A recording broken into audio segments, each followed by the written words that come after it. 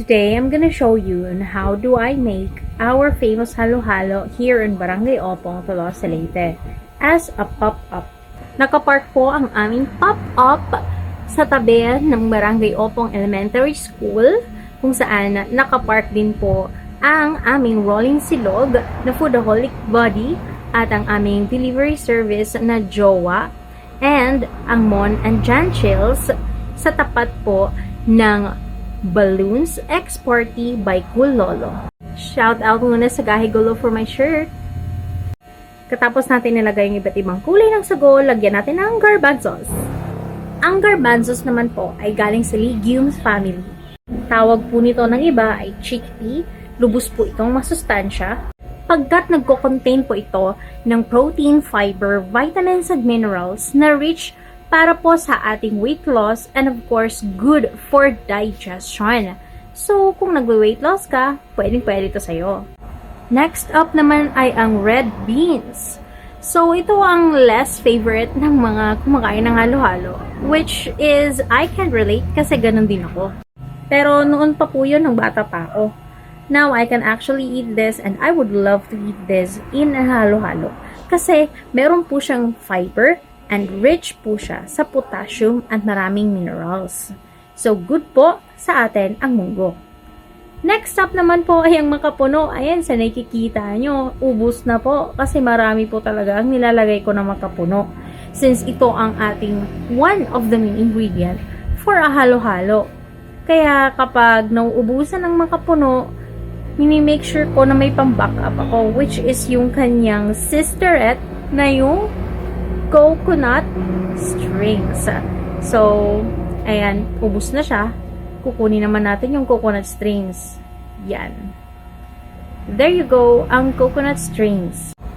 Ang makapuno po ay mutant coconut o mas tinatawag na coconut sport. Mas makapal, mas gelatinous, mas jelly-like at ang coconut naman ay mas matigas at mas solid. Susunod naman po na ilalagay natin ay ang white beans or sweet beans kung tawagin. Ito po ay ang most favorite ng mga kumakain. Mostly, ng mga kumakain ng halo-halo. And mas gusto ng mga customers na damihin ito. Yun nga lang ay mahal po ito. Medyo may pagka-dollars po siya. Kaya ang nilalagay ko po ay konti lang. Around 4 to 5 pieces lang po ang nilalagay ko. Kapag malalaking pieces naman po siya, tigta 3 kapag malalaki. Pero hindi natin maiwasan na malagyan po natin ng kokonte, lalo na po kapag ilang baso na lang ang masiserve ng customers at meron pa po tayong 3 natitirang white beans. So, kailangan ko pong hatiin yon para sa 3 yan para lahat sila fair, diba? Next up ay ang isa sa mga paborito kong sangkap sa halo-halo ay ang mais. Dinadamihan ko po yan kasi gustong-gusto ko rin po na maranasan nyo na marami ang mais sa aking halo-halo. Isa po ito sa mga nagpapalinamnam, nagpapabango at nagpapatamis palalo ng halo-halo. Kaya no need na to add more sugar. Ito naman pong hawak ko dyan ay ang kaong. Ang kaong and ang nata de coco na malalaki na yung kanyang flavor ay pineapple. Nilalagay ko lamang po yan doon sa mga special na Titan halo-halo. Next ay ito naman pong ating mani.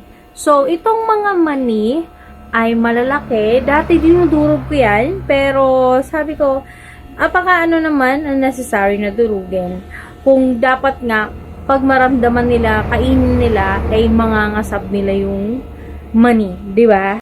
Sunod naman nating nilalagay sa ating halo-halo ay ang ating vanilla extract. So, 1 teaspoon each po ang nilalagay ko. Kasi po, pag sobra-sobra ang nilalagay mong vanilla extract, ay magiging masyadong matapang po ang lasa ng halo-halo at hindi na siya magiging parang creamy and soft sa bibig. So, mas maganda po talaga lalagyan po ng vanilla o lalagyan nyo ng vanilla yung halo-halo para po meron po siyang bango effect. Isa sa mga paborito kong sangkap ay ang mangga. Yes, dahil meron po naman akong mango graham shake at mango graham float at meron din akong mango graham bar, ay naisipan ko na rin din na damihin pa ang aking mangga pagkat meron din po tayong mangga sa ating halo-halo. Kaya, ayan, malalaking hiwa po yan na ilalagay natin. Kapag maliliit naman ang hiwa, ay dinadamihan natin. Next up ay ang ating pinipig. Alam nyo ba na ang pinipig po ay Rice Krispies din pero flinat, kaya po ang tawag sa kanya ay pinipig. Kaya konting amount lang po ang nilalagay natin dyan kasi minsan ng ibang customers, hindi nila talaga bet ang pinipig. Rice Krispies po na buo-buo ang nilalagay ko kapag ayaw nila sa pinipig. Like this. Yan po ang ating Rice Krispies. Kapag ipa-flat natin yan, pinipig po yan. And yan, medyo marami po ang ilalagay ko dyan kasi mas gusto yan ng mga clients. Gusto nila na parang lumulutang-lutang. Isa pa sa mga nilalagay ko para magbalanse ang lasa ng halo-halo ko ay itong chips. Isa pa sa aking mga secret ingredient ay ang powdered milk. Maliban sa evap or full cream milk ay naglalagay din po ako ng powdered na gatas para mas creamy siya at mas parang malapot siya sa bibig. O, ayan. Meron ako ditong pan. Oh, pogi! Kakagaling lang yan magluto ng tinolang manok. O, diba? Yun yung ulam namin for today. Yan po actually ang pinaka-secret ingredient ko. Ang pagmamahal ni Beno. Charot. Ahay! Saging. Ayan na. Maglalagay po sana tayo dyan ng saging kaso wala po tayong stock ngayon. Turon po talaga na saging ang nilalagay ko. Tapos na yung black gulaman, yun yung nauna. Pinaka nauna yung black gulaman po. Kasi po, kapag nasa huli siya, yung kulay po ng black ay magpupunta po sa baba. So, maaapektuhan po yung ibang kulay ng ating mga sago. Alright. So, next up is yung nata na. Nata po, marami po ang nilalagay ko. Kasi, chewy siya. Mas masarap siya nahalo sa yelo. Kapag kinakain mo yung yelo, kinakain mo yung nata, nakakain mo yung nata, masarap. Iba yung texture niya, kakaiba, masarap.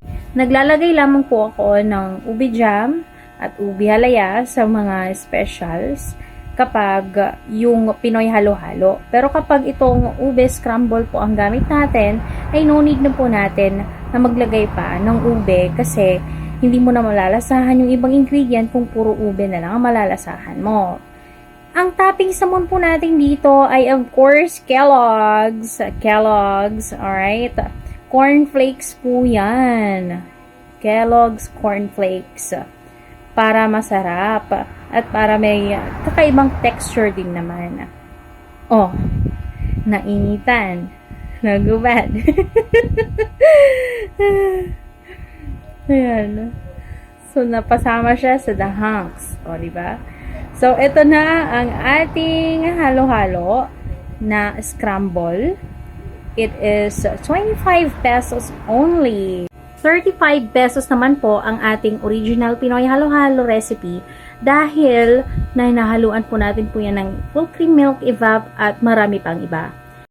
Meron po tayong different types of sizes ng Titan cups. May 22 ounce at meron tayong twins para sa gusto ng magkaibang recipe ng halo-halo. And of course, 16 ounce.